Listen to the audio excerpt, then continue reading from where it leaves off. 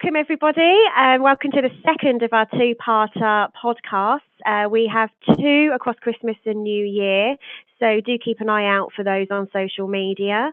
And today we are going to be talking about New Year's resolutions and setting realistic goals in sobriety, and then moving on to sort of have a chat around self-compassion and how we can be kinder to ourselves. I think that's a big issue a lot of people, including myself, have, and that can be a big barrier to sort of moving forward into recovery. So I thought it might be quite nice for me and Lee to have a chat about that and our own experiences as well. Hi Lee, how are you?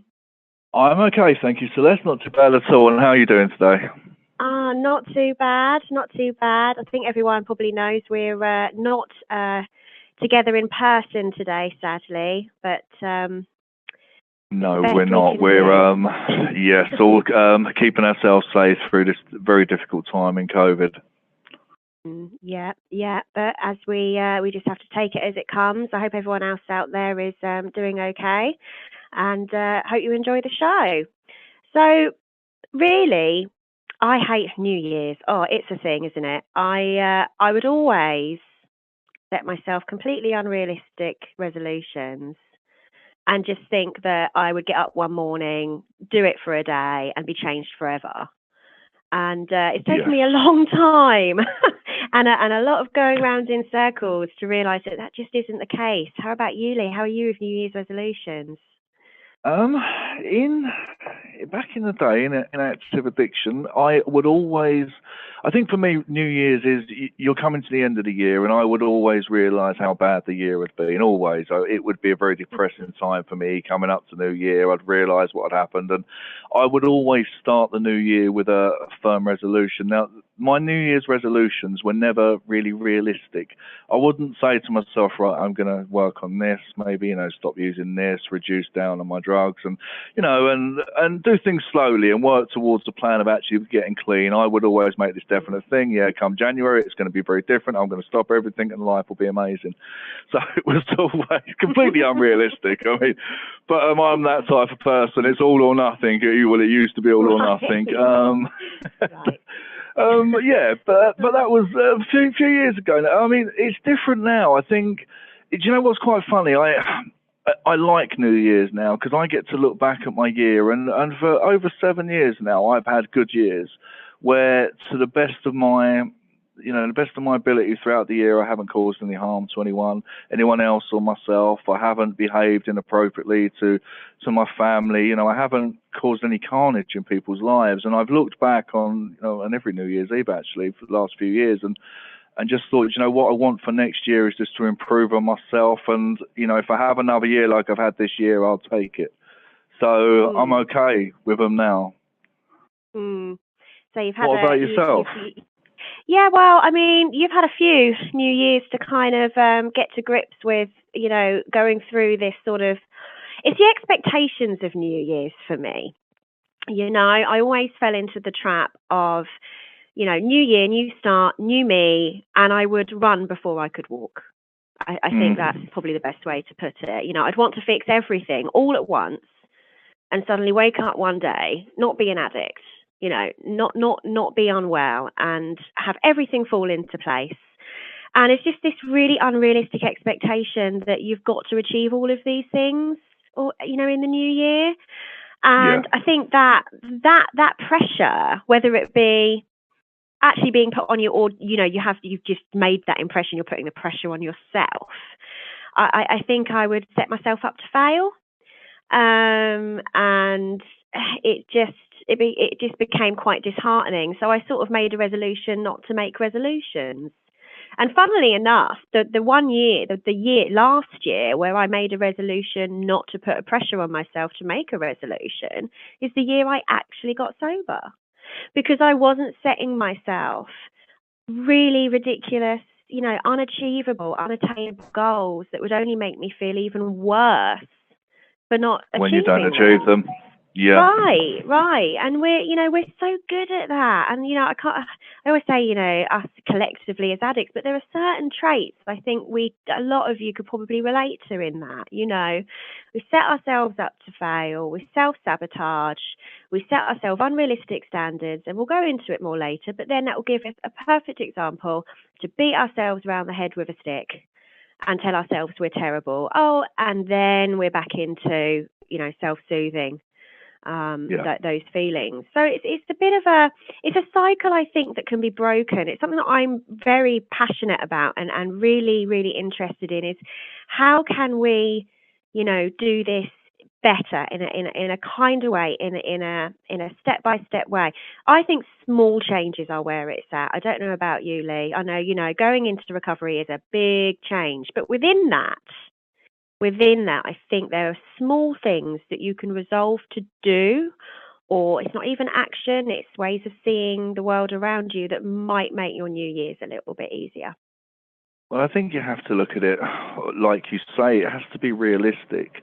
Because I told you what I used to be like. It was literally all or nothing. I wanted to turn around 25, 26 years of drug addiction in one day, and it was never going to happen. And like you said, when them things don't happen, I beat myself up even more for it because you're never going to get clean. You're never worth getting clean, and I'm great at doing that. And my addiction will feed into that, and it will just make it worse. So small achievable goals, I think. You don't have to change the world in one day. You don't have to change everything in one day, but set yourself something measurable that you can do. And also, I think a big thing about, recovery, especially over this time of the year, is some self-love. Because I used to think, loving yourself was egotistical. And when I say self-love, I don't mean that. I mean realizing that, you're worth recovery, that you are worth a better life, and having that as part of your toolkit of working forwards in your life. Could not agree with that more. I know we'll sort of talk more about that as well today. Is knowing your worth. When I speak to our lovely alumni members, a lot of that conversation is around reminding people that they're worth their recovery. They're worth being sober. They deserve to have a life that is a good life. And I think that when you are, in addiction, your self-confidence and your self-worth just gets stripped away. I don't know about you, Lee. They get absolutely battered, don't they? It is absolutely soul-destroying. Addiction is so soul-destroying. And it's, I don't know about you, but I can only speak for myself. At the end of my sort of journey before I came into recovery, I could not be in a room by myself. I could not look at myself in the mirror, because I did not like what was looking back at me. And every time I set myself these unrealistic standards that we've been talking about and relapsed, and, every time I went around that circle, it just got worse and worse. And I think the only way that my own experience, the only way that I have been able to succeed in my recovery this time round is by breaking down what is a huge task into small, achievable things. And I really like what you say, you don't have to change the world in a day. And there's a saying in the rooms I really like, which is it's progress, not perfection. And Yes. I think again, it comes back to this. You have to be perfect. You have to get it right on the first try.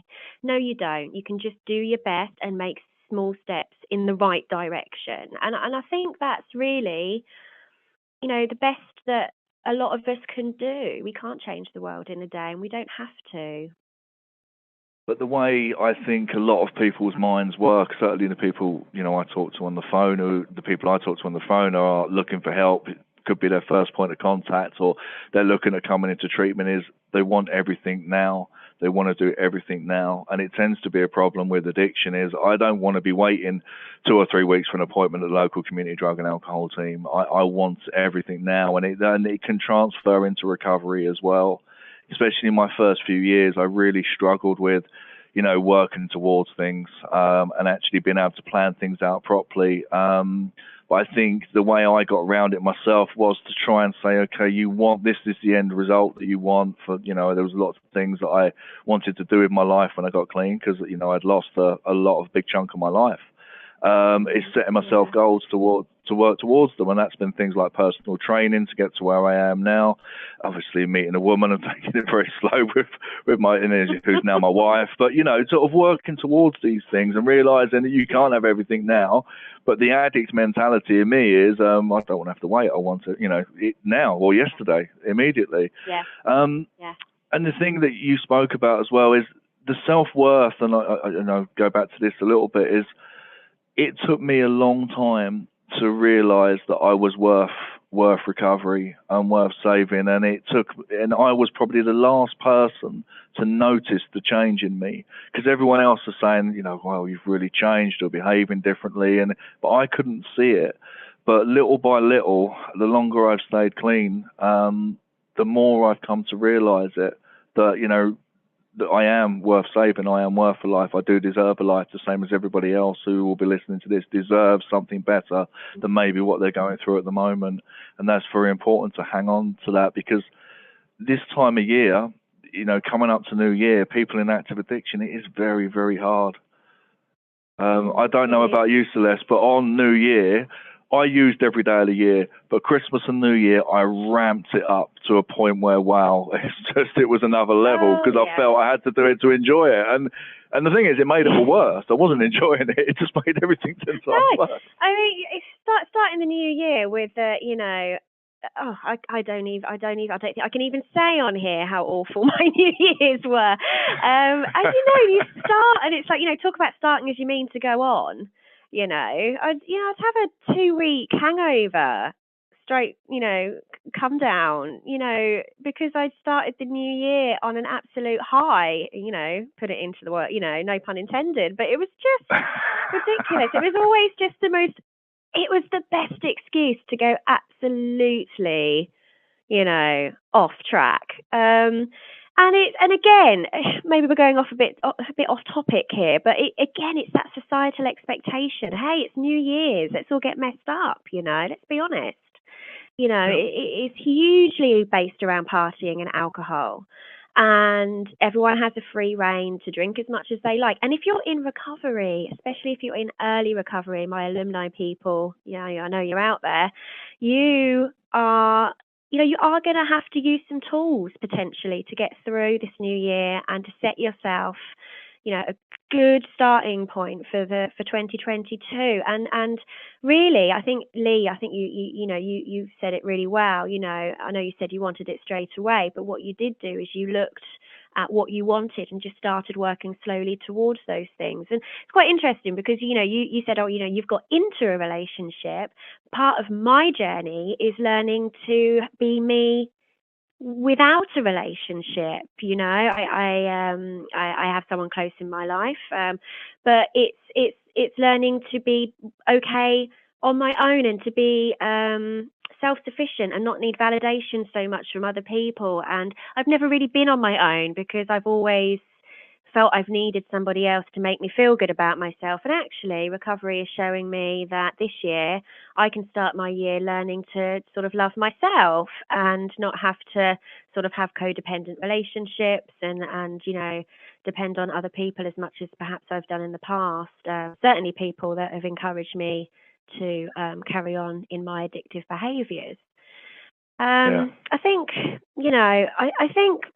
talking about these small things, they don't have to be physical things. They can be something as simple as, resolving to lean on people for support. I think people in addiction, including myself, certainly, I find it really difficult to ask for what I need, to say to someone, hi, I'm actually struggling a bit today. Do you mind if we don't do this? Or, I'm not feeling so great today. I might, want to take some time out, or can I come and see you? Just asking for what you need from people. That can actually really break the cycle of isolation. I don't know what you think about that, Lee, but I think isolation is a really big issue in addiction and certainly in recovery.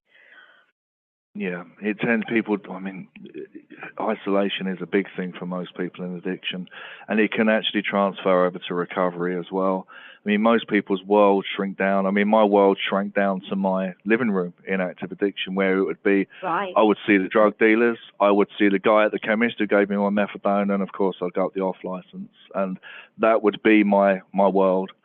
So coming into recovery, and there are going to be people listening to this who are in active addiction. There's also going to be people in this and listening to this in early recovery as well. Is the biggest thing. One of the biggest things I learned in early recovery is it's okay not to be okay, and it's okay to ask for help. Because I don't know about you, because I used to think that I can't phone anybody and tell them I'm struggling. What will they think of me? You know, they won't want to talk to me. But I feel honoured when someone phones me, because I know a lot of people in the fellowships that I'm a part of, and I take a lot of newcomers' numbers I speak to, and when they phone me and say, "Do you know what, Lee, I'm struggling," I'm honoured to help them. And I mean, I'm sure you feel the same, Celeste.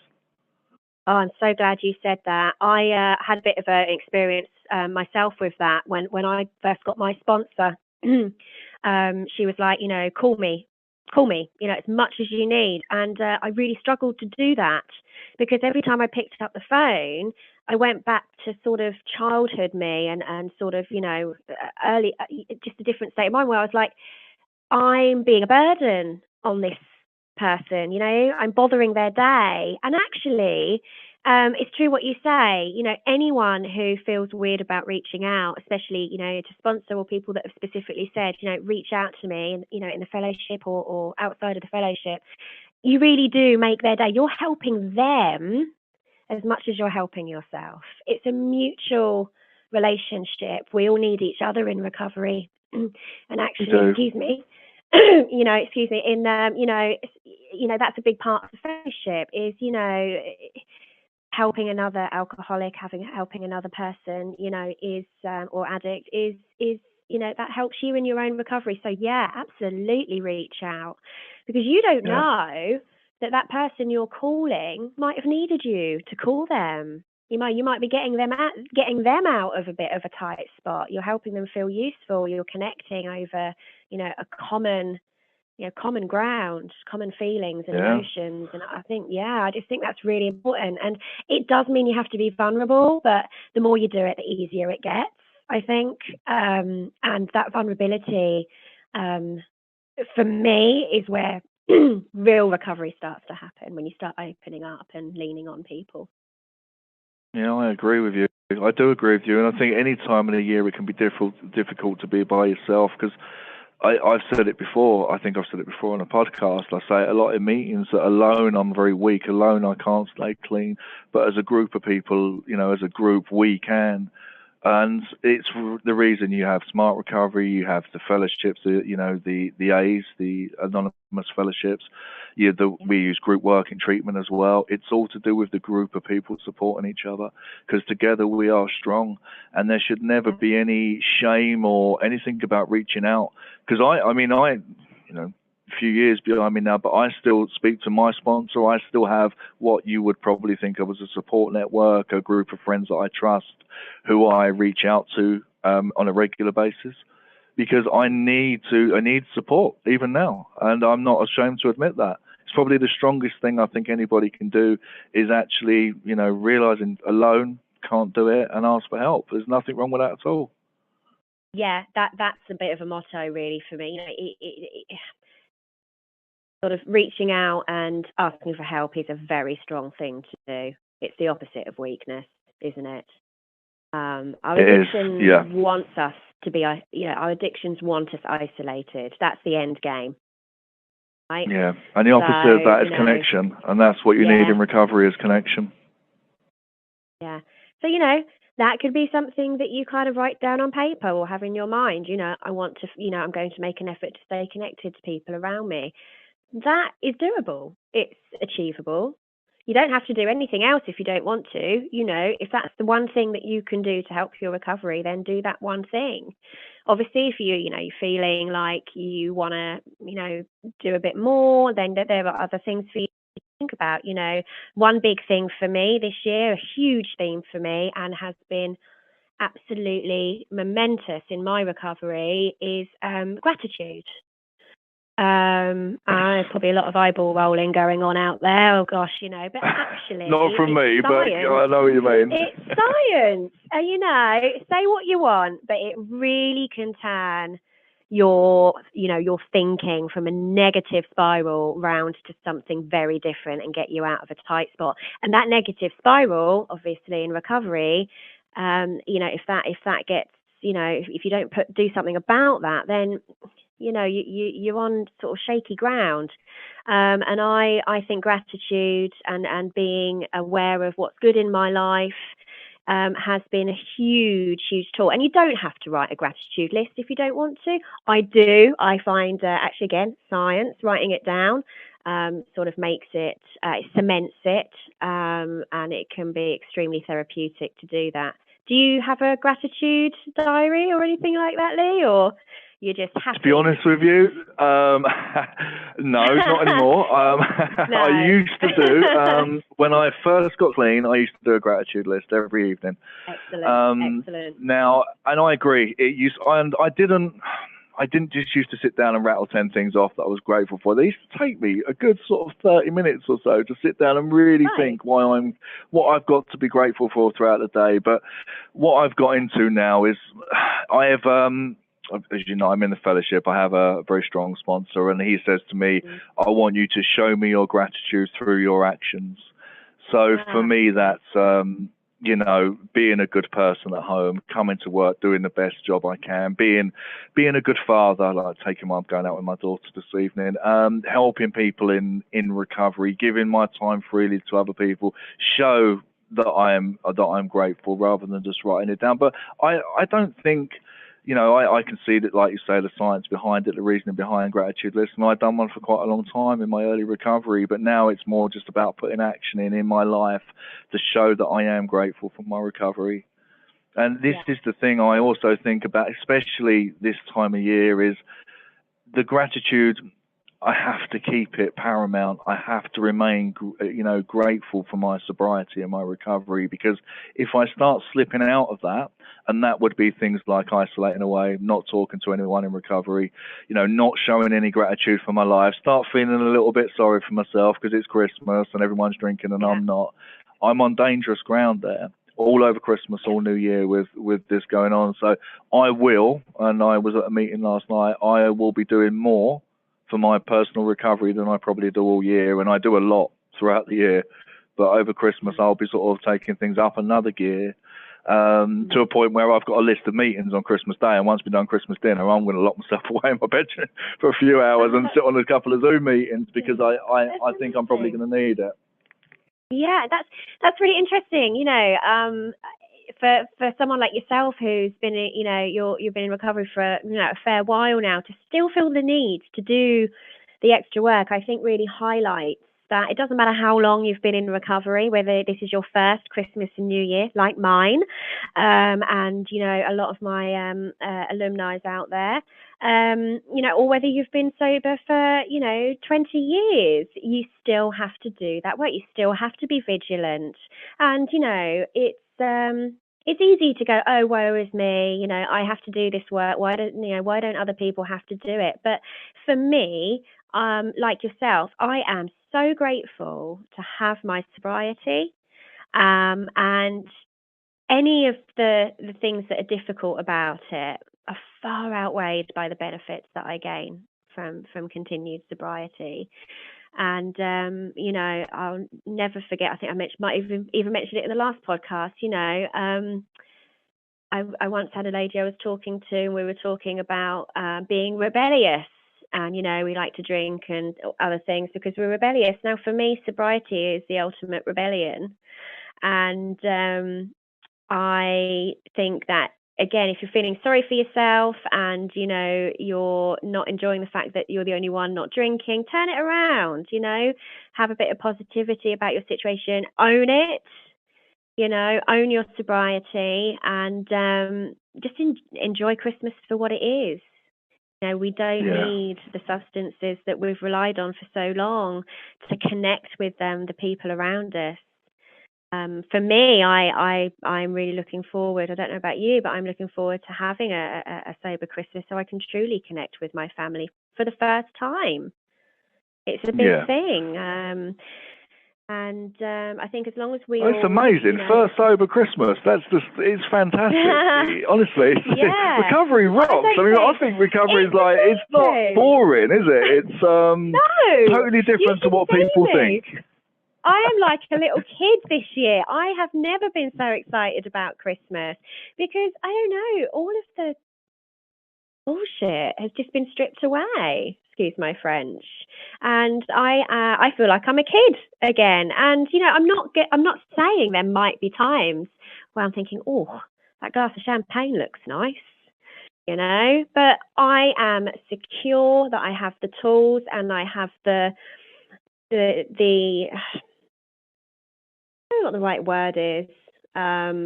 I just feel very comfortable with my decision to be in sobriety, and there's really not much that's gonna take that away from me. But it can be wobbly time, and I think I think we spoke about it a bit more sort of last time.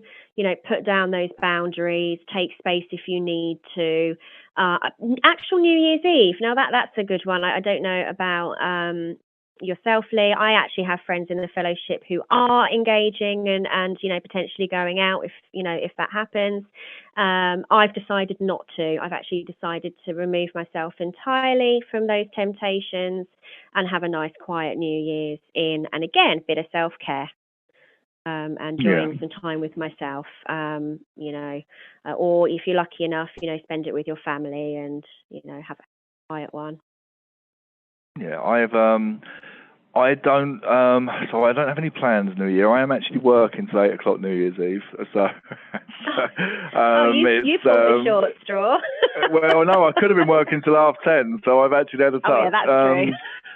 I will be. I don't know. I think what will probably happen is I'll finish work. We'll be working from home. I'll go downstairs. My wife will be having a few glasses of champagne, and I'll just watch TV and see the New Year in with her. And I think if you would have told me, this is my eighth Christmas, but if you'd have told me 9 years ago that that's what I would have been doing, I would have said that would have been boring, and I wouldn't want to do that. Why would I want to do that? By sort of 10 o'clock, usually, and if in all honesty, by 10 o'clock I'm passed out usually on New Year's Eve. But actually, on a side note, on the Millennium, which was the big one, wasn't it? The year 2000, I had actually drunk so much throughout the day, I was asleep by 8 o'clock at night and completely missed everything. So everyone's celebrating all over the world, and I'm asleep. So you had one job, Lee. One job. I know. And I pride myself on it. Well, I used to pride myself on the amount I could drink, but no. So for me, it is. I just look at it as for me, it's just normal now. In terms of that, for me, is a nice evening. I had enough carnage and ruined enough lives for many, many years that I can know now that I'm just going to get through Christmas and New Year. I'm going to be okay. It might not be everything that my mind would want it to be, but I'm going to be comfortable and peaceful, and I'm sure I'm going to have a nice time. And I'm just going to keep myself safe, really, how we've discussed. And it doesn't, for me, matter if, you're, brand new in recovery, a few months in recovery, or a few years, or lots of years. We all still have to do the same stuff in different variations, because people access recovery differently, but they will be doing something to work on themselves to get themselves through this difficult time, because it can be very difficult. It can be very difficult for people, so we'll all be doing stuff to get through it. Yeah, absolutely. And, it might be a good idea if you are, especially if you're new in, I'm doing the same, is to, write down a little toolkit. What are the things I can do? What am I hoping to achieve in the new year? How can I do that? Write things down, do a little brainstorm. I really like what you said about, just peace, and then the opposite of that came to mind, which was my previous New Year's and Christmas, which is chaos. And absolute chaos. And I'm just again, back to gratitude. I'm just grateful that I no longer have that chaos in my life. You might have partners, you might have friends who are all going out because they're not in recovery. I can understand why that might feel, a little bit FOMO, but actually, My partner's going out at New Year's, and I've given her my blessings. She did speak to me about it. She's like, I don't have to go out if you don't want me. I was like, no, you go out, you have a great time, but just accept that I am no longer going to be in those situations with you. And it wasn't something we were going to be talking about today, but I suppose I just want to hit on that too, is communication. If you are, again, it goes back to doing these things that are going to give you the best chance to start your new year on the right stepping. If there are any resentments, if there's anything you need to talk to your partners or family members about, or friends, don't be scared to have that conversation. Again, reach out, ask for what you need. Trust me, they're probably not thinking what you think they're thinking. This is what we do in addiction. We do other people's thinking for them. And it's never very good, is it? No, it's not. But at the end of the day, again, it's a fellowship saying, what other people think of you is none of your business anyway. You do you, look after yourself, do what you need to do, and the rest will take care of itself. Yeah, most definitely. And I think for everybody this Christmas, if relapse does happen for people, it's a case of realizing it is, in the end, it's a part of your journey, and just getting back up and trying again and owning it and reaching out. And I was told very early on, because early recovery was difficult for me, and things were quite heavy for me, even things that I deal with now and just breeze through them. In early recovery, everything was a mission. Absolutely everything was overwhelming. And I had people say to me, have you drank or used today? And I'd say, no, I haven't. And say, well, today's a winner then. And that's the sort of way you have to look at it, is every day you get through and you're not drinking and using, that has to be a winner, no matter what else is happening. And over this time of year, when you feel that maybe you can't engage with people and you're going to be missing out, because I can still get it now when I'm sitting at a party and everyone's drinking and I feel a little bit separated from people. It's a case of I get through that day without drinking and using, and that is a winner every single day. And I'm always grateful for that. Always grateful I don't have to go back to that. Oh yeah, absolutely. And that, there is no way I'd be in, so happy and enjoying my recovery so much if it weren't for the fact that I could just keep it in the day. That is the nugget for me. That is the one thing that allows me to maintain my sobriety. The moment I start thinking ahead, or it just becomes so overwhelming. And anyone who I speak to, if anyone calls me to talk to, if they're having a difficult time, I always say, keep it in the day. If you can get your head on the pillow sober, like you say, Lee, it's a winner. And you can give yourself a pat on the back, and then you get up and you take tomorrow as it comes. You take what it brings you. You accept what life brings you. You live it on its terms. And I think that sort of acceptance and that going with the flow and not having the need to control everything can be very powerful. And I think sometimes Christmas and New Year is a chaotic time of year. Obviously we've got other things going on in our country as well, and it's all it's a lot. So just take it a day at a time. If you can do today sober, you can then move on to the next. So having spoken a lot about, New Year's resolutions and moving into the new year and keeping ourselves sort of safe and moving forward throughout Christmas and New Year, self-compassion is something that I am absolutely obsessed with. I believe it is a big, big part of successful recovery that a lot of people either don't know how to practice, they're just not in a position where they're able to be self-compassionate. A lot of us might come from backgrounds where we haven't been taught self-compassion. It's a lot of reasons why people in addiction or recovering, may have an issue around it. I've been practicing self-compassion for a while now, and the more I do it, the benefits I see from it are just so powerful. And it's like anything, it's like a muscle. The more you use it, the bigger it gets, and it just becomes something that it kind of clicks into place whenever I need it. So without further ado, I just want to go through some bullets really that you might be able to pick up on and maybe go go ahead and maybe do some more looking up on. We're going to have some links in our social media. We've got some amazing content on our Instagram. I'll be signposting that at the end of the episode. So, please do check out our social media. It's not just selfies. In fact, I don't think there are any selfies on there. It's all info. It's all really interesting stuff. It'll help you. Certainly helped me. So practicing self-compassion, quite simply, is acknowledging your mistakes if you've made mistakes or where you may have gone wrong. Maybe you've had a slip. Maybe you've said something rude to someone. Maybe you've acted the way you wouldn't like to act. Acknowledge it and let it go. Just let it go. And that's the hardest thing sometimes. But the more you do it, the easier it gets. I think you said, Lee, didn't you? It is just about being the best person you can be. You don't always get it right. But if you No, that's right. Let the rest go. Progress, right? not perfection, like you said, and that's very true. As long as we're working towards something and trying, then I believe that's good enough. Yeah, making mistakes is part of the human condition. Remember that. None of us are perfect. Least of all me. And I'm sure Lee is, but I'm definitely not. Practically perfect in every way.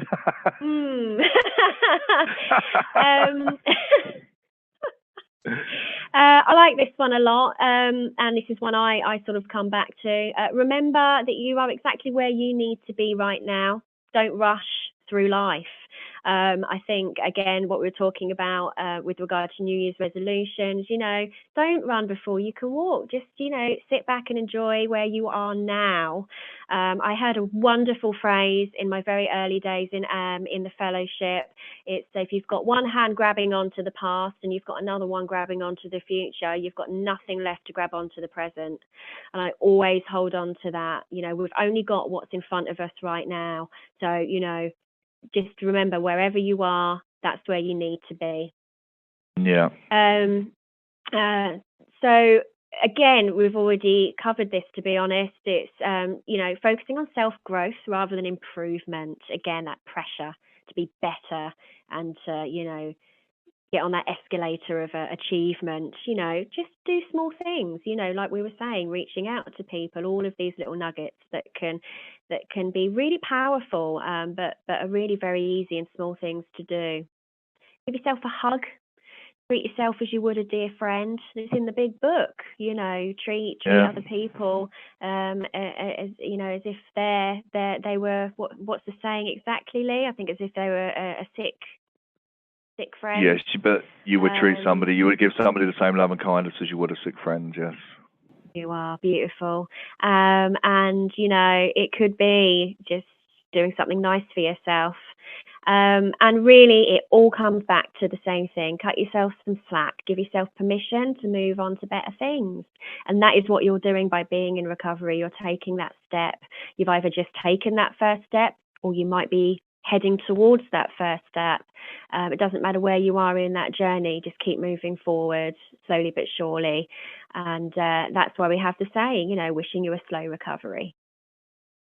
Yeah, that's very nice. That's very true. And I think for everybody listening to this, just the understanding and realization that you are worth it, no matter how difficult it's going to get, that you are worth it. I always say, well, I do say sometimes in my shares that, I nearly killed somebody once, and that person was me. I put myself through so much heartache and anxiety and damaged my body physically. It was terrible in the end. That coming into recovery and realizing that staying clean and sober and being able to work towards something that you're actually worth doing it for. No matter what happens, for me, nothing warrants me picking up that drink or drug, even over this time of year. And I think it's the same for everybody else, realizing that you're worth it. And no matter how difficult, or if you are struggling around this time of year, that it's not forever. You're looking at a couple of days, and just to get through them and realize that you're worth doing it for. Yeah, absolutely. We are all worth recovery. Like you say, there's nothing from our past or nothing that we've done or said or that has happened to us that means that we cannot and do not deserve, a chance to live a sober, happy life. And I think that's really important to remember. And, if you are struggling, again, we always want you to know that you can reach out to us here. We are here all over Christmas. Lee, and I will be here New Year's Eve. Yeah. Yeah. Yes, we don't close. Give Lee a ring. give me a call. I'll be more than happy to take your call. I mean, we don't ever close. We're open Christmas Day. We'd be more than happy to take a call from if you want direct into local services, or if you want to arrange private rehab, that can be arranged for you throughout the whole of the Christmas period, if you feel that's what you need. So yeah, we'd be more than happy to take a call. Excellent. Same with our lovely alumni team. I don't know that we're in person, but we will be able to sort of help you and assist.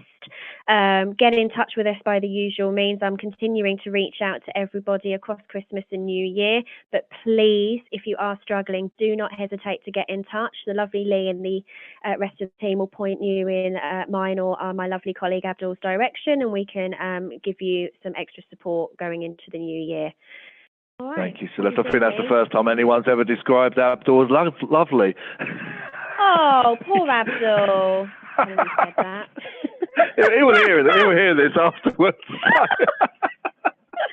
Lovely. He might even leave that bit in. I doubt it, though. He might do. He might well do. Thank you, everyone, for taking the time to listen to our New Year's episode.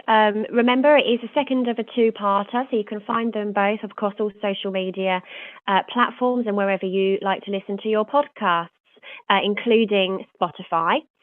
You can email us at sotipod@ucat.co.uk. So that's sotipod. I always struggle with that. So sotipod@ucat.co.uk. If you'd like to feature or have any topic ideas you want discussed, or if you'd just like to give us some feedback, feel free to share our podcast with your friends and family. The more people that understand and sort of listen to our podcast, the more we can benefit people who are in recovery or thinking about recovery, or even still in addictive, in active addiction, who would like to learn more about it.